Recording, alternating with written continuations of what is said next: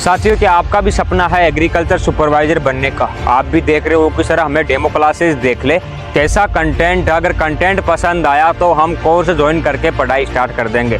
साथियों, आपका अपना ब्राइट एग्रो क्लासेस लेकर आ चुका है कंप्लीट एग्रीकल्चर सुपरवाइजर की डेमो क्लासेस। जी हाँ साथियों, ये जो क्लास आप देख रहे हैं इसमें कंप्लीट एक रैंडम एक टॉपिक उठाया गया है और उसकी क्लास आपको अवेलेबल करवाई गई है। ये क्लासेस अपने ऐप के ऊपर अवेलेबल है, जिनमें PDF, नोट्स, कंप्लीट गाइडेंस सब कुछ आपको ऐप के ऊपर दिया जाता है।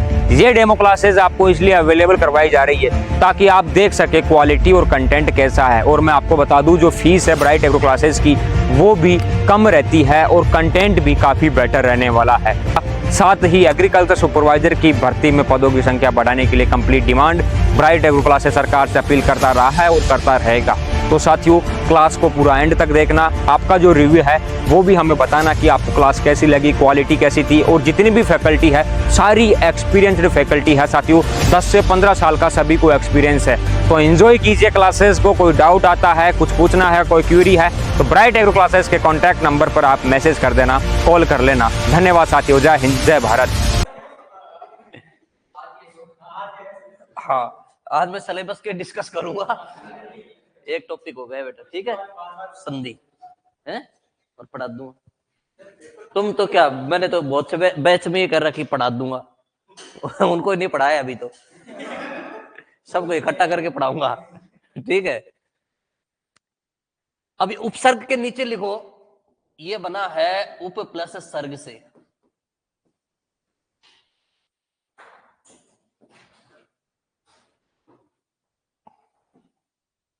उप प्लस सर्ग,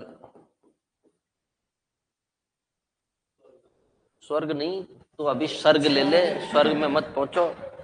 उप प्लस सर्ग से, और उप का अर्थ होता है समीप, प्लस सर्ग का अर्थ होता है निर्माण करना।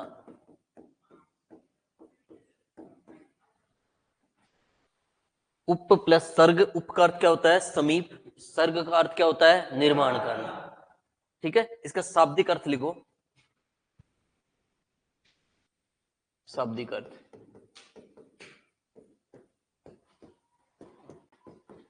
समीप आकर,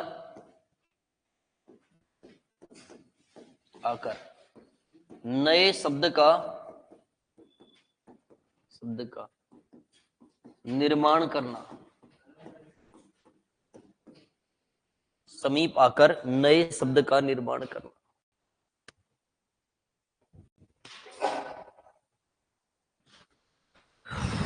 समीप आकर नए शब्द का निर्माण करना। विलोम लिखो बेटा इसका, विलोम, और विलोम लिखिए इसका परसर्ग।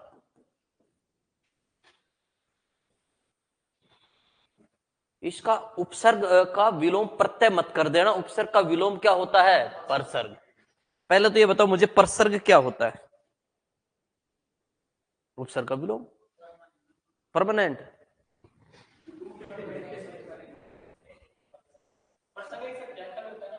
अरे वो प्रसंग है, कहां पर कवि बन रहे हो?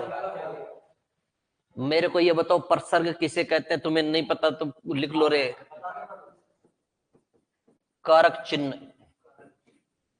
या विभक्ति चिन्ह, कारक चिन्ह या विभक्ति चिन्ह होते हैं ना, जैसे कर्ता ने कर्म को करण से, जो वो ने को से होते हैं वो क्या होते हैं कारक चिन्ह होते हैं, उन्हें क्या बोलते हैं परसर्ग, ठीक है।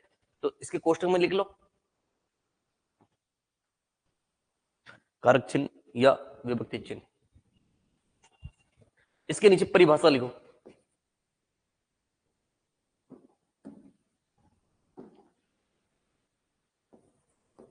वे शब्दांश जो किसी, वे शब्दांश पूरा लिखवा दे, वे शब्दांश जिनका, कोई बात नहीं रे, तो तेरे जो ने काट लेना। वे शब्दांश जिनका स्वतंत्र रूप से कोई महत्व नहीं होता, फिर भी वे किसी शब्द या धातु, शब्द या धातु के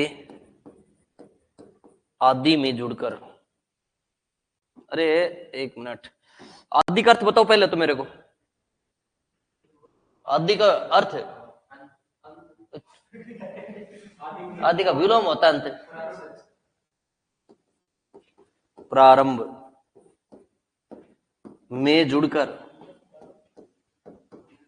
जुड़कर अर्थ में परिवर्तन कर देते हैं,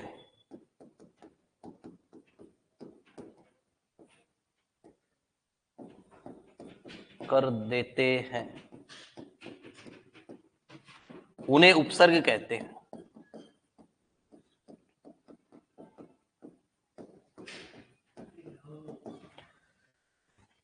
वैसे तुम है ना हिंदी की व्याख्याता हो, तुम्हें बहुत तगड़ी हिंदी आती है,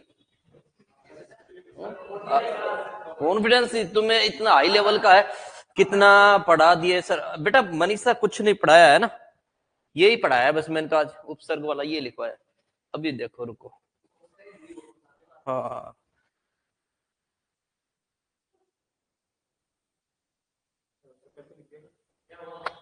तुम तो लिखो चुपचाप आराम से, अपना काम करो, मैं मेरा काम कर लेता हूं।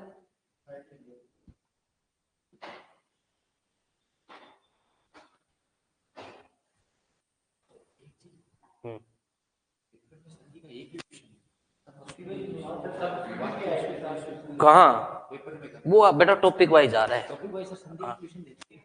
संधि क्वेश्चन अब आएंगे। अच्छा तुम तो टेंशन में आ रहे थे, संधि के क्वेश्चन आओ मजा आ जाए, और क्योंकि शब्द शुद्धि तुमसे हो ही नहीं रही।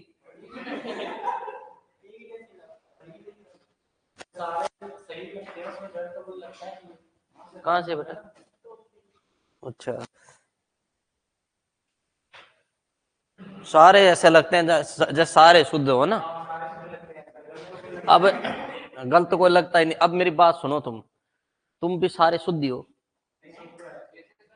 अरे तो तुम लोग शुद्ध इतने हो कि जिसकी कोई हद नहीं, तुम देख कर भी सही नहीं लिख, अरे वो छोड़ दे, चुप रहो। मेरे को एक बात बताओ, ये दो चलो मियाँ, तू तेरा नहीं पता क्या खाक सही लिखा है? चिन्ह शब्द देखो रे तुम, जिसका सही है वो चुप ही रहे, गलत है हाथ पर कर लो चुपचाप बस। देखा, देख कर भी सही नहीं लिख रहे हो, तभी तो कह रहे हिंदी की व्याख्याता हो, और फिर ये कहेंगे सर हमें तो सारे सही शुद्ध लग रहे। अरे तो कम से कम देख कर तो शुद्ध लिखो। अब चिन्ह शब्द है ना एक एक परीक्षा में ये दे देता है और एक शब्द ये देता ना, तो मेरे को पक्का पता है 101% तुम ये करके आते, ये शुद्ध गलत होगा। अब ये इन चीजों को तब पता चलता है जब हम जो लिख रहे हैं ना वैसे देख कर लिख लिया करो रे, ठीक है? अरे वे लिखा है मैंने, वे शब्दांश जिनका स्वतंत्र रूप से कोई महत्व नहीं होता, फिर भी वे किसी शब्द या धातु के आदि, आदि का अर्थ क्या होता है? प्रारंभ, प्रारंभ में जुड़कर अर्थ में क्या कर देते हैं? परिवर्तन, उन्हें क्या कहते हैं? उपसर्ग। मतलब सीधी सी बात है, ये शब्द के आगे जुड़ते हैं पहले, ठीक है? एक मैं तुम्हें एक वो दोहा लिखवा रहा हूं, मेरे साथ साथ लिख लो, संस्कृत का, ठीक है? हाँ सब हिंदी नहीं आ रही, संस्कृत कहां से आई है? तुम्हारी बात को मैंने बोल दिया है, लेकिन कोई दिक्कत नहीं, तुम तो लिखो। उपसर्गेण, स्वराज कुछ ज्यादा भावना उठ रही है ना? तो बस चुपचाप लिख ले। उपसर्गेण धातु अर्थो, हाँ उपसर्गेण धातु अर्थो ब्लाद न्यत्र नियते, नियते प्रहाराहार विहार संहार परिहारवत,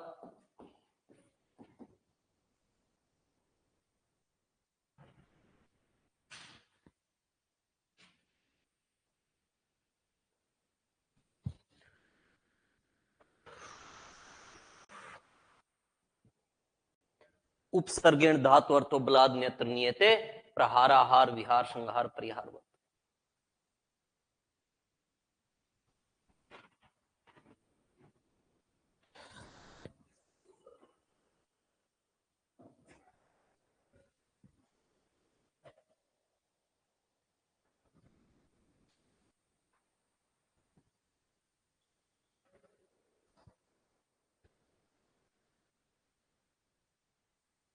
एक तो मैं 3-4 दिन में संख्या कम क्यों हुई है, कहाँ गए रही है? मौसम चेंज हो गया तो उनका कोई तबीयत खराब होगी। तो होली आ रही है तू, आज इसके कुछ ना कुछ दिक्कत है भाई, मेरे को लगता है। अरे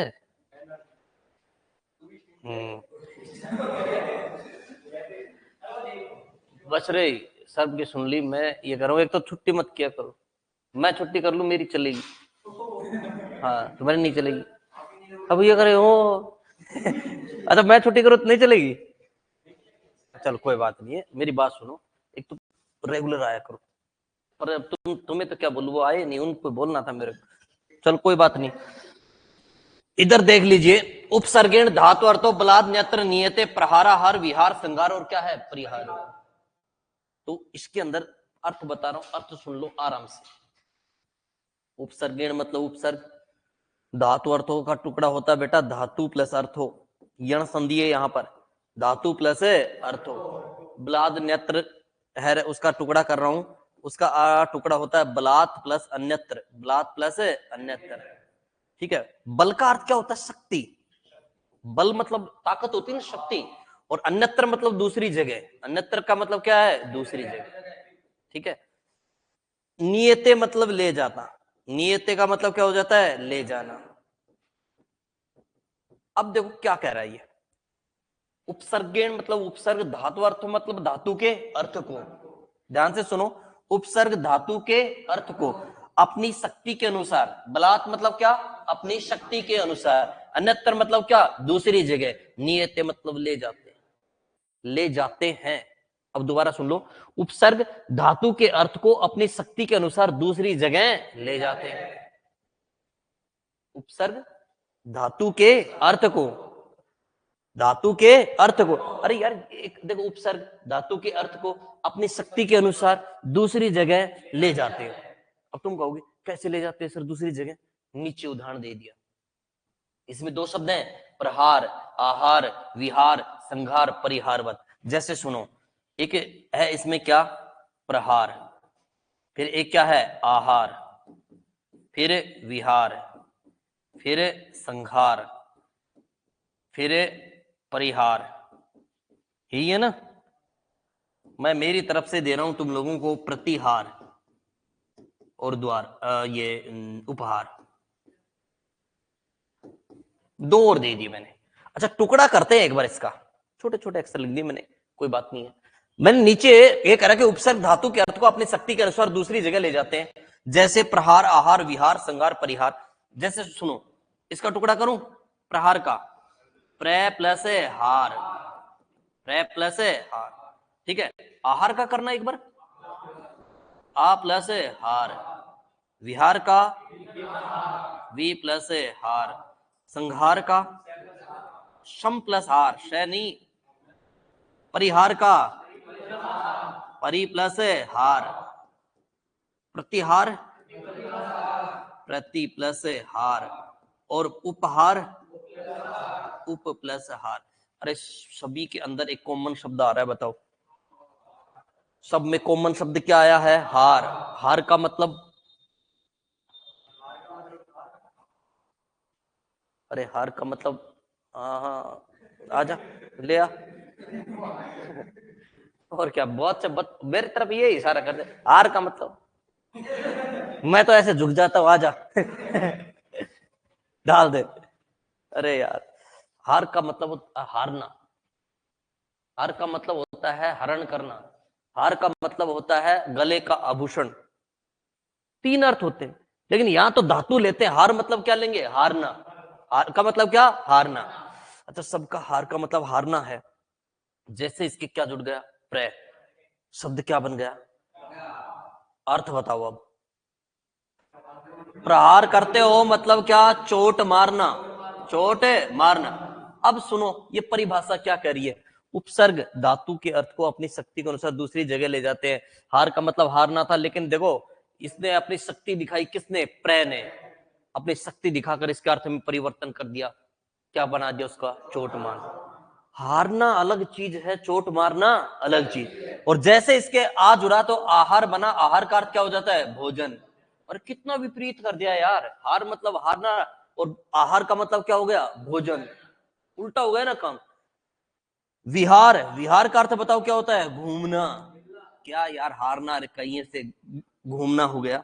सम प्लस हार का संहार का मतलब नष्ट कर देना, नष्ट कर देना। अब यहां पर ये देखिए, परिहार का मतलब होता है त्यागना।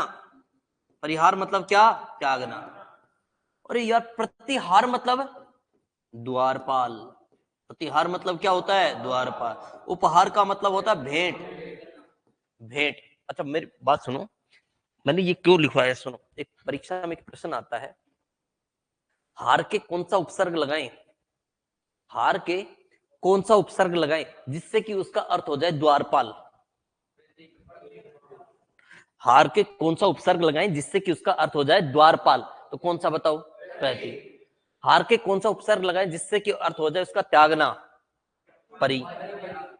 है ना? कौन सा उपसर्ग लगाएं जिससे कि उसका अर्थ हो जाए नष्ट कर देना? शम। अच्छा ये बताओ मुझे, जय के कौन सा उपसर्ग लगाऊं? इसके जय है ना, जय, इसके कौन सा उपसर्ग लगाऊं जिससे किसका विलोम बन जाए? विजय मतलब तो जय ही होती है, विलोम बनाना है इसका। अजय, अजय में मतलब जीत होती है। परा, परा जुटे, बताओ क्या बन जाएगा? पराजय। समझ में आ गई? विलोम शब्द बन गया ना। हाँ, तो ऐसा क्वेश्चन बनता है ना, इस वजह से मैंने आपको ये लिखवाया है। अभी एक काम करो आप लोग, ये जो लिखा है ना, इसके जस्ट नीचे ये लिखो आप।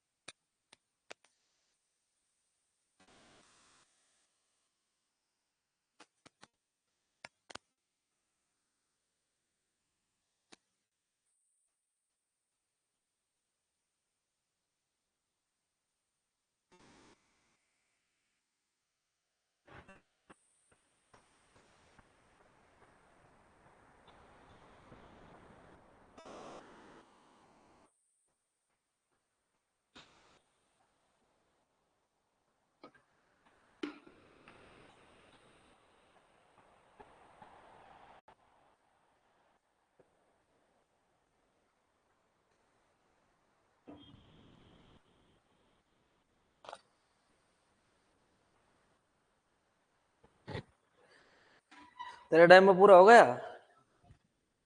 डेमो पूरा हो गया? सबका डेमो पूरा ही है। हाँ, कभी सोचो है। तुम आते हो, मेरे को समझ में इतनी नहीं आई। तुम आते हो सर, 2 दिन का डेमो लेना है, तुम्हें आता है कुछ है?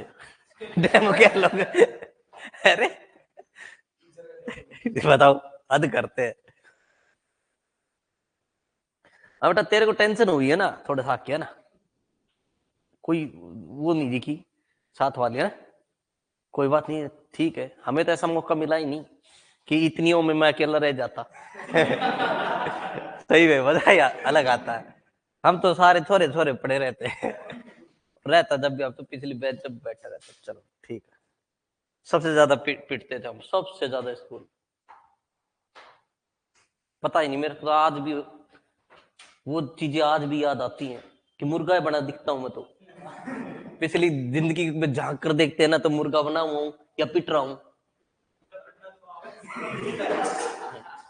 अबे गुरुजी हमें तो ऐसे कुछ भी नहीं बोलते थे ना, हम ऐसे जा भी रहे हैं, सर नमस्ते, इधर आ रहे, चल। अरे मैं मारा क्यों? हम तो चुपचाप एक खा के निकल लेते थे, चलो कुछ न कुछ दिक्कत ही हो गई होगी भाई। नमस्ते भी करते थे खूब आराम से, लेकिन ना, पहले ही फोड़ लेते थे हमें तो, क्योंकि लेकिन उनको भी इतना पता था। अब मैं बता रहा हूँ, पहले वाला उनको सही पता था, क्योंकि वो गुरुजी पहले देख लेते थे कि बदमाश कौन कौन है इसमें, ये उनको आते पहले फोड़ लेते थे, बाकी क्लास शांत रहती थी। हाँ, हमें तो पहले पेट लिया, हमें पता था हम बदमाशी करेंगे, तो हमें पहले पेट लिया, पूरी क्लास शांत। उनको क्लास बच्चों को पता था, जब यही शांत बैठे थे, तुम तो बैठोगे। मेन बात ये थी। और बहुत शानदार तरीका अपनाते थे पढ़ाने का। कोई बात करता हो, मिला, खड़ा हो रे, खड़ा हो। कोई ऐसे भी हो गया ना, खड़ा हो, हाँ सर, मुर्गा बन जा। वो आके मुर्गा बन जाता आधे घंटे, सारा ध्यान रखते किताब में, नहीं तो फिर उस मुर्गे की तरफ देख रहे थे, तेरा भी हाल ये होने वाला है, नहीं तो पढ़ ले। शांत रहती थी क्लास। और क्या, बड़ा शानदार तरीका अपनाते थे। आधे तो भाई साहब, इतना भी मास्टर अपने गुरुजी ऐसे थे, खुद सो रहा है, मॉनिटर कौन सा है, खड़ा है, अगर कोई भी बात करता हुआ मिल गया, नाम लिख दिया, मैंने बता दी, खुद कुर्सी बैठे बैठे सो रहे। और मॉनिटर खड़ा होके, ये मॉनिटर का देख काम, देखो ऐसे खड़ा हो गया, ये देखता कौन बात कर रहा है। अरे क्या मॉनिटर, आज पता चला मॉनिटर नहीं था, वो नौकर था, है ना। और उस समय तो अपने ये सोचते हैं अपने को बनाए, लेकिन अरे नौकर था वो, डंडा लाने वाला, पानी लाने वाला है, खड़ा होके। अब उसके देखो कितना नुकसान हुआ, वो तो खड़ा है अकेला, बाकी बच्चों को पढ़ा रहा है, वो पढ़ रहे, तो वो खड़ा खड़ा देख रहा है, तो उनको उसका नुकसान हुआ ना। बेकार काम था, क्या नेता बन रहा था। हाँ, लिख लिया बेटा इतना। अब लिखो उपसर्ग के प्रकार। उपसर्ग के प्रकार, और याद रखना रे, उपसर्ग के प्रकार कितने होते हैं, 3। उपसर्ग के प्रकार कितने होते हैं, 3। बस इतना लिखकर, बहुत लिख लिया, तुम्हारा हाथ दुखने लग गया, तुम चुपचाप बैठ जाओ बस, ठीक है। आज की क्लास, अभी जो मैं पढ़ा रहा हूं, टाइम देख लो कितना बच गया है 9:30 हो गए ना। अभी ये जो आधा घंटा आ रहा है, आधा घंटा क्या, 15 मिनट मान लो बस आगे की, इन 15 मिनट ध्यान दे लो। अब आज की क्लास तुम्हारी सफल हो जाएगी, देख लो, मैं कह रहा हूं उपसर्ग टॉपिक ही सफल हो जाएगा, ये 15 मिनट है मेन का। अब ये कहोगे ये कैसे गुरुजी? अरे मैं तुम्हें उपसर्ग याद करवाऊंगा बेटा, याद हो जाते हैं अपने उपसर्ग, तो बताओ, उपसर्ग टॉपिक ही सफल हो जाता है ना। अभी देखो पेपर तो आया नहीं, लेकिन जितना भी मैंने आप लोगों को संधि पढ़ाई है ना अब तक, संधि के कितने क्वेश्चन आए हैं वो भी चीज सुन लो भाई। मेरे को तो 1-2 प्रश्न का पता चला, जो बच्चों ने भेजा है कि भाई अपने स्मृति के आधार पर जो भी जिसको याद है वो बता दो। तो एक बच्चे ने बताया है कि आपके रीट के अंदर ये शब्द आया है, तल्लीन का संधि विच्छेद पूछा है, तल्लीन का संधि विच्छेद।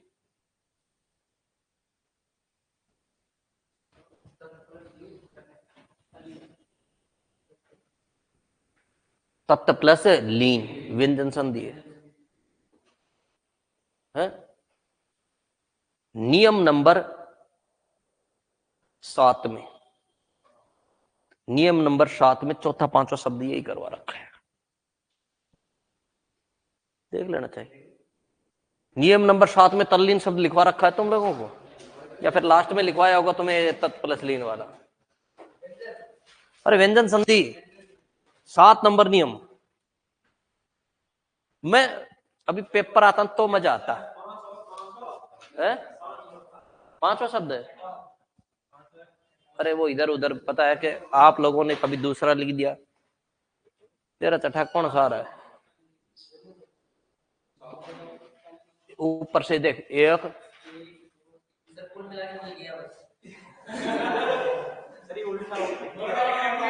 तेरे को गिनते भी नहीं आती।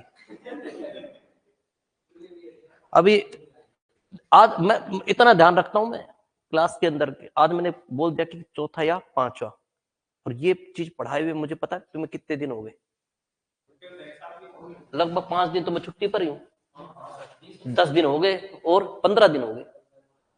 15 दिन में मैंने आपको इतना बता दिया कि इतने नंबर नियम पर इतने नंबर का शब्द लिखवाया।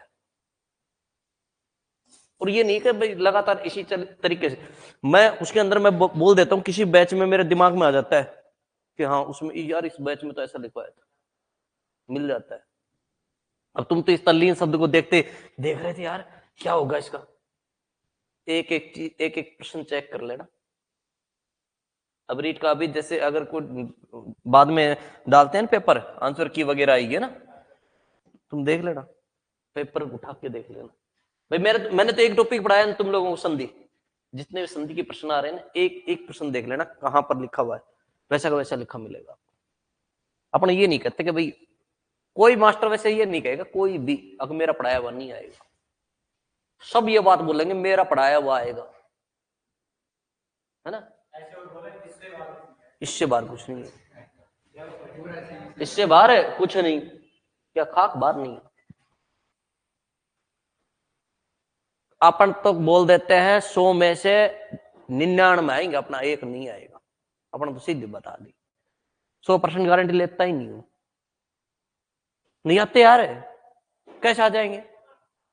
अब सरल पेपर आ गया तो भाई आ ही जाते हैं, फिर तो कहना ही क्या है। और जब अधीन चयन बोर्ड का देखो, इस पिछले सुपरवाइजर को छोड़कर उससे पिछले पे चले जाओ एक बार, इस वाले सुपरवाइजर को छोड़ के जो पेपर हुआ था उससे पहले वाले पे चले जाओ, 21। अब सुनो, पेपर उठाकर हिंदी सब्जेक्ट उठा के देखिए, एक बार देख लेना, आंखें खुल जाएंगी। बच्चों के तीन क्वेश्चन हुए थे 15 में से, हिंदी का सही हो जाए तो 3 बस। जिसके 7 या 8 क्वेश्चन सही हो गए थे ना, वो नौकरी लग गया, सफल ही हो गया वो, तो बड़ा कठिन आया था वो। तो वही तो चीज मैं बता रहा हूं, पता नहीं पेपर कब कठिन आ जाए बेटा, कब सरल आ जाए। अच्छा जब वो पेपर आया था ना, मेरे पास ले आओ ना, कौन सा मास्टर कह रहा है कि मेरा पढ़ाया हुआ आया था। भाई सुपरवाइजर में जो पढ़ा रहे थे मास्टर, मैं यहां खड़ा हूं ना, जब मेरे को, मैं तो पढ़ा नहीं रहा था, देखो सीधी सी बात, पढ़ाता था मैं, ये सुपरवाइजर में तो ये राजेंद्र जी की वजह से आ गया, मैं पढ़ाता नहीं हूँ सुपरवाइजर। सही बात है यार, मैं तो अब तक हमेशा टीचर भर्ती में काम किया, पहली बार जिंदगी में मेरे को अभी ये नहीं पता तुम्हारे सब्जेक्ट क्या क्या है, क्या सस्य विज्ञान है तुम्हारे, क्या है पता ना कौन सी विज्ञान है? अरे एग्रोनॉमी है, या एक और एग्रोनॉमी भी एक और चीज है, एक हस्बैंड हाँ। तो ये मेरे को नहीं पता, मेरे को पूछ ले कि भाई कौन कौन सा, मेरे को खाता है, कुछ नहीं आता। अब आगे चाहे मेरे को कोई कह दे कि यार ये कोई मास्टर है, इसको ये नहीं पता। अरे मैं मेरे सब्जेक्ट में कामयाब हूं, मैं मेरे सब्जेक्ट में मेरे से बात करो, उसमें क्या रहा मेरे को नहीं लेना देना कुछ भी, सीधी सी बात है। क्यों अपन मेरे को पता ही नहीं है। अब सुपरवाइजर के पूछ तो लेते बच्चे मेरे से, गुरुजी सही है बेटा आ जा, है करवाएंगे हम, लेकिन वो सब्जेक्ट तो तुम्हारा है, मैं उसमें जानता नहीं, गेहूं में कितना पानी देना मेरे को क्या पता है? और कब देना है, हम तो रात को भी दे लेते हैं, दिन में भी दे लेते हैं, जब भी लाइट आती तभी पानी चला देते हैं। चलिए, उपसर्ग के प्रकार कितने होते हैं? 3। पहला सुन लो, नंबर 1 बेटा, तत्सम उपसर्ग। कौन सा है? तत्सम, या संस्कृत के उपसर्ग।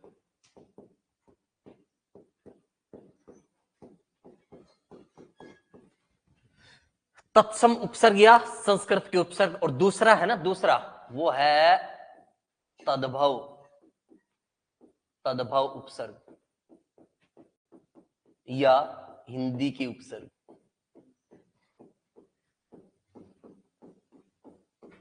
और तीसरा है वो है विदेशी उपसर्ग।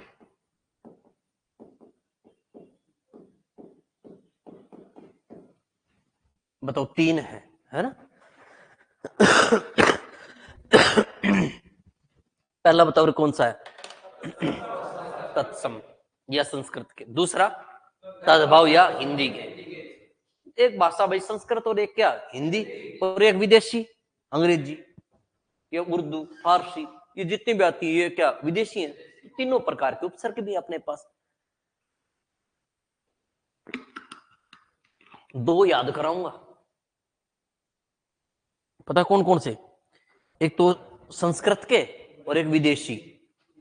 हिंदी के नहीं करवाऊंगा। क्यों? अरे हाँ, हिंदी पढ़ा रहे, हिंदी के नहीं कराओगे बाबू। थोड़ा सा सुन। तत्सम उपसर्ग याद करा दूंगा, फिर विदेशी करवा दूंगा, बाकी बच गए वो किसके? फिर हिंदी के। फिर याद क्या करना है? कारण है उसका। हिंदी में संस्कृत के उपसर्गों की संख्या कितनी है? तो कितनी है? 22। ठीक है। और हिंदी के उपसर्गों की संख्या कितनी है? असंख्य। कोई संख्या नहीं है, ये भी असंख्य है। अब एक बात बताओ, ये तो फिक्स है, कितने हैं? 22, है ना। याद हो जाएंगे, वो भी कम ही है, ज्यादा नहीं लिए विदेशी। पहले तो सुनो, पै के 4, पै के 4, ए के 7, आ का 1, ऊ के 2, दू के 2, नी के 3, अंत में है वी समसु। बोल के देखना बेटा एक बार। पै के कितने हैं? 4, ए के, आ का, ऊ के, दू के, नी के, अंत में बताओ, अंत में क्या है? वी शमशु। ठीक है। देखो सुनो, पै वाले जो उपसर्ग है वो बताता हूं कौन से हैं। पहले पै वाले 4 बता देता हूं। प्रै, प्रा, परी, प्रति। बोलो कौन कौन से हैं? प्रै, प्रा, परी, प्रति। याद कर लो चारों को। बोलो कौन कौन से? प्रै, प्रा, परी, प्रति। फिर से बोलो। हो गए? प्रै, प्रा, परी, प्रति, चार हो गए ना। अब ए के कितने हैं? बेटा 7 तो ज्यादा है, एक साथ तो नहीं होंगे। 3.5 कर लो। अरे 3 और 4 कर लो। क्या है कर रहे हो?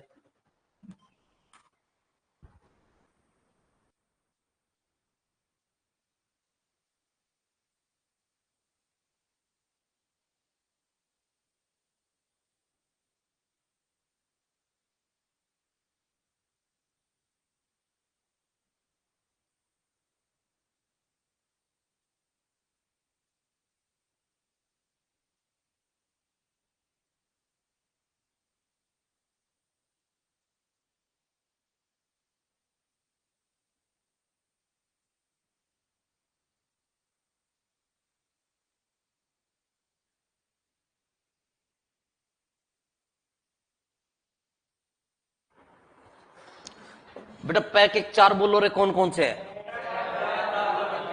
प्रै, प्रा, परी, प्रति। अच्छा, ए के कितने हैं? ए के 7 है ना। अच्छा देखो, अब याद करने के लिए क्या करें भाई? ए के 7 है ना। अच्छा, इसमें हमने खत्म किस पर किया? प्रति पर। टी पर समाप्त हुआ ना। ए के ती लगा दो, अति बन गया। तो इसे याद आ जाएंगे, अति, अधि, अभी। अति, अधि, अभी। देखो याद हो गया। अति के नाम से अति आते, अति, अधि, अभी। बोलो कौन कौन से हैं? अति, अधि, अभी। पै के 4 बोलो कौन कौन से? अरे पै के 4, प्रै, प्रा, परी, प्रति। ए के 3 बोलियो, अति, अधि, अभी। अब ए के कितने? 4 बच गए, है ना। तो ये थोड़ा टेढ़ा है। अब अप, अप, अन, अनु, अन, अनु, अब सुनो, मैं बाद में बता दूंगा इस आपी वाली का क्या कहानी है। एक एक तरीका और बता रहा हूं। अच्छा, ये क्या क्या बोला आपने? आव आप अन अनु, बोलना एक बार। आव आप अन अनु, एक लय बन जाती है वैसे इसको बोलते हैं। तो आप आव लिखो ना, देखो ए के तुम पवन लगा दो, ए के क्या लगा दो? पवन। अब देखो पै व न, आए कि नहीं आए? ए के पवन लग गए तो 3 आ गए। अब अगर जैसे कोई बात नहीं, ऐसे क्रम से याद नहीं है ना, मैंने कहा ए के क्या लगा दो? पवन, तो पै फिर व फिर न, बताओ क्या बन गया? आप आव अन हो गया। और फिर एक लास्ट में याद रख लेना कौन सा? अनु। हो जाएंगे क्लियर है? ये बताओ मुझे, पै के 4 बोलियो। प्र प्रा परि प्रति। और ए के 3 बोलो, अति अधि अभि। ए के 4 बोलियो। आव अप अन अनु, दोबारा बोलो, आव अप अन अनु। ए के क्या लगा दो? पवन। ठीक है, एक एक ये आ गया है, आ का एक है तो आ। ऊ के तप लगा दो, ऊ के क्या लगा दो? तप। कहोगे सर क्यों? क्योंकि इसमें दिक्कत हो जाती है। ऊ के तप लगा दो। एक बार तो बेटा तय लगाओगे तो उत, फिर पै लगाओगे तो उप, उत उप। अरे क्या लगाया हमने? तप, उत उप। एक बार पै वाले बोलना, प्र प्रा परि प्रति। ए के 3 बोलो, अति अधि अभि। ए के 4 बोलो, आव आप अन अनु। और एक क्या है? आ। ऊ के 2 बोलना, उत उप, उत उप। और यहां पर देखो दो और नी वाले एक साथ लिख रहा हूं बेटा, दुर दुस नी निर निश। दुर दुस नी निर निश, बोलना एक बार। दुर दुस नी निर निश, बोलो एक बार। दुर दुस नी निर निश। और अंत में है बताओ क्या? वी समसु। अंत में क्या है? वी समसु। 22 हो गए याद? हो जाएंगे 22, नहीं तो कम से कम 20 तो है। एक दो छोड़ देंगे कोई बात नहीं, वो आएगा ही नहीं परीक्षा में जो तुम्हारी याद नहीं होगा वो। हैं? वो आ गए तो 22 याद कर ले, बता। अरे सही है कि नहीं है? 22 याद कर ले, फिर वो आ जाए तो ये बताओ मुझे, पै के 4 बोलियो, आराम से बोलो। प्र प्रा परि प्रति। ए के 3 बोलो, अति अधि अभि। कोई बात नहीं, ऊपर नीचे हो जाए तो क्रम भंग हो जाए तो कोई दिक्कत नहीं। अब अप, अच्छा ए वाले 4 बोलो, अव अप अन अनु। एक क्या है? आ। ऊ के 2 बोलो, उत उप। और 2 और नी वाले बोलो, दुर दुस नी निर निश। बोलो दोबारा से, दुर दुस नी निर निश। अंत में बताओ क्या है? विषमसु। अंत में क्या है? विषमसु। हो गए? ठीक है, थोड़ा बहुत तो याद हुए हैं। और बेटा मैं बताऊं आपको, कल आओगे ना, कल अभी थोड़ा सा एक बार रिपीट और कर लोगे ना मेरे जाने के बाद में, खुद के मन ही मन में। तो रिपीट करोगे जब, उंगलियों पर गिन के देख लेना कितने हो गए हैं। 1-2 यदि छूट जाए ना तो ये देख लेना मेरे से छूटा क्या है। कल आऊंगा ना, आपके सब कुछ याद मिलेगा। और इतना बता देता हूं, कम से कम भी तुम लोगों को कम से कम 20 तो याद हो गए सबके। ठीक है, अभी सुनो, इसको छोड़ो, अब इधर आ जाओ। विदेशी उपसर्ग है ना। अच्छा ऐसे सुनना, कोई बेबी बाबी ये नहीं बोलेगा कोई। हाँ, बै बा बे बर बद। विदेशी उपसर्ग बै से शुरू हो रहे। बताओ क्या क्या है? बै बा बे बर बद। दोबारा बोलो, बै बा बे बर बद। याद हो जाएगी यार, ये तो विदेशी है तो विदेशी जैसे ही है ये। भाई अपना तो देखो धर्म, मैं तो धर्म भेद जाति भेद ये तो करता नहीं, क्योंकि एक शिक्षा बन जाए तो उसको करना भी नहीं चाहिए। लेकिन भाई एक बात बता देता हूं, यदि आपने मुस्लिम को ये कहा कि ले भगवान बोल गए, भगवान नहीं, क्या बोलेगा? अल्लाह। हिंदू को बोल दिया अल्लाह बोल, तो वो कहेगा अल्लाह ना भगवान। ये है, बात तो एक ही है।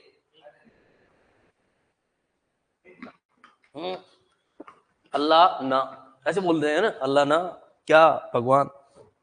जब मैंने ये पता क्यों बताया, तो तुम बड़े ध्यान से सुन रहे थे ये बात, तो तुम्हारी याद हो गई।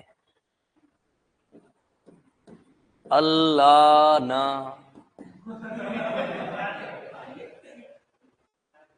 क्या फंसा दिया। अल्लाह ना, आया मजा थोड़ा बहुत? हाँ, पहले बै वाले बोलो, बै बा बे बर बद, फिर अल्लाह ना। ठीक, अब तुम्हें एक कहानी और सुनाता हूं, सुनोगे ना?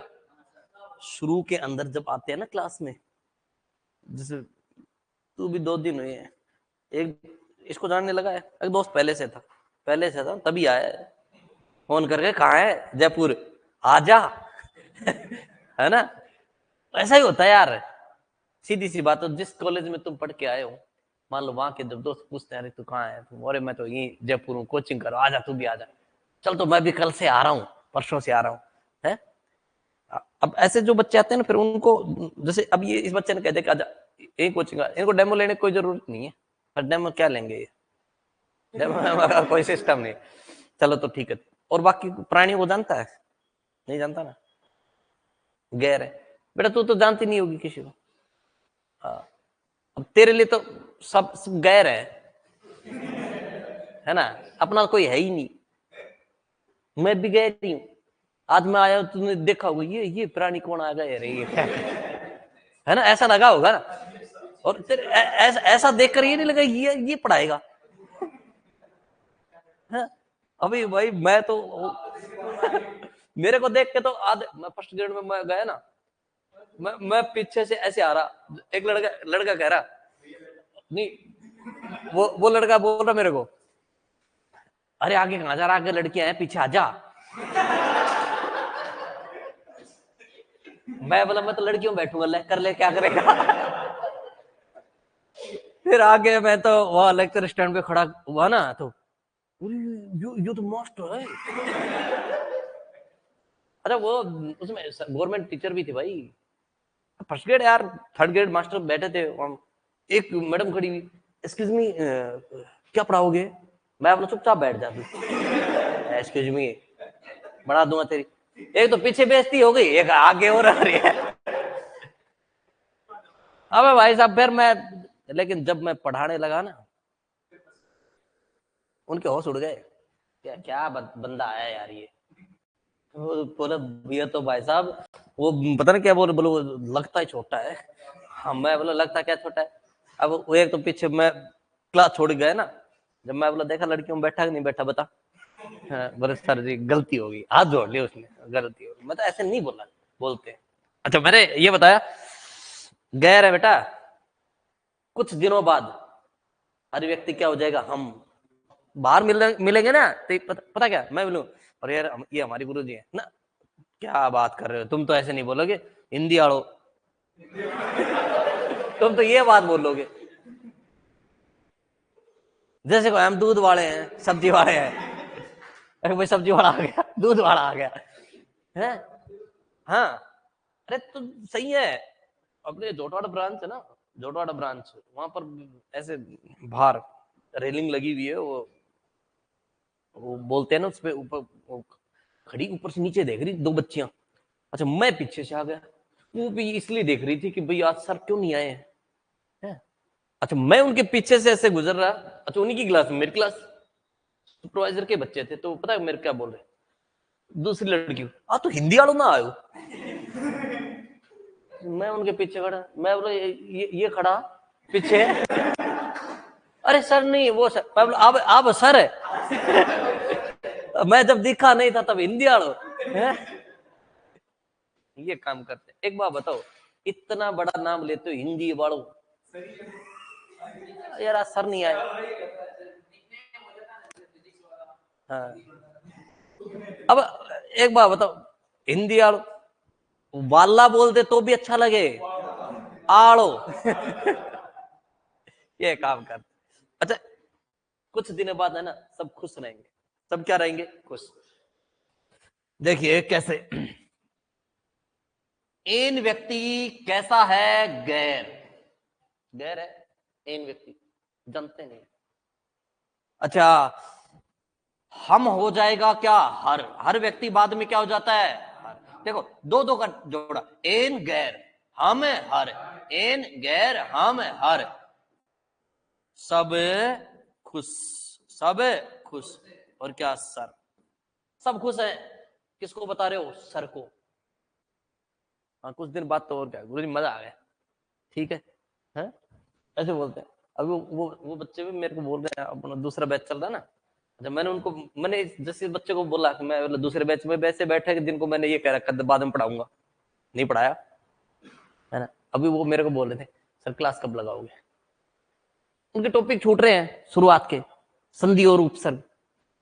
मैंने कहते पढ़ा दूंगा, क्योंकि मेरा सिलेबस सबसे पहले होता है। मैं तो कर देता हूँ, उल्टा देता हूँ 40-45 क्लास में, बस इतना ही है। तो यार टॉपिक इतने हैं। हाँ तो बस तो इतना ही बचा है। सबसे ज्यादा 15 घंटे लगते हैं किसमें? संधि में। बस उसी में लगते, फिर उसके बाद तो लगता ही नहीं टाइम। बस एक समास में 7 घंटे उसमें लग जाते, बाकी टाइम नहीं लगता। सरल सरल टॉपिक है, 3-3 घंटे के टॉपिक आ जाते हैं। फिर 12 टॉपिक तो पूरे हैं तुम्हारे। बस तो अब देखो, एन गैर हम हर, सब खुश सर। बोल रहा एक बार, एन गैर हम हर, सब खुश सर। हो गया। अब देखो सुनो, अब भी याद नहीं हुआ हो ना बेटा, तो आज रात को ले आना हाफ। हाँ, आप ले आओगे? जानते हो? कौन कौन जानता है? क्या होता है आप? दारू? अरे आप तो कुछ भी हो सकता है। हाफ प्लेट, हाफ बाजू, हाफ पैंट। हाँ तो दारू लिख दू? अच्छा, हाफ। आप लाओगे तो भाई साहब पीते ही बताओ क्या बन जाओगे? हेड। पीने वाले से बात कर लो, भजन लाल से नीचे अपने जानकारी नहीं बताए, और जानता नहीं है उस कोई रिक्शा वाला भी है। पीने वाला तो और क्या। और सबको ये ताकत उसमें है भी नहीं। आज जाओ ना, ये शेर खड़ा, अरे तू गिद्दड़ भी नहीं है लेकिन वो शेर बन जाता है। अब बाद में सोचते अपन अरे छोड़ यार, मर जाए कहीं, ऐसा होता है। Half head. और बाद में तो भाई साहब वो दरी पर लेटता है नीचे ही, 4 पाई पे तो सोने की कहा उसकी वो दर, हाफ हेड दर। लेटा लेटा भी डिप्टी बन जाता है वो, डिप्टी। बात तो ऐसी करेगा, हाफ हेड दर है डिप्टी। और फिर